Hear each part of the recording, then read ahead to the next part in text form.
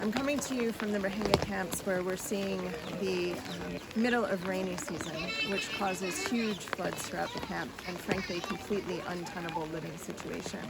where people are living in shelters that are flooding throughout the night,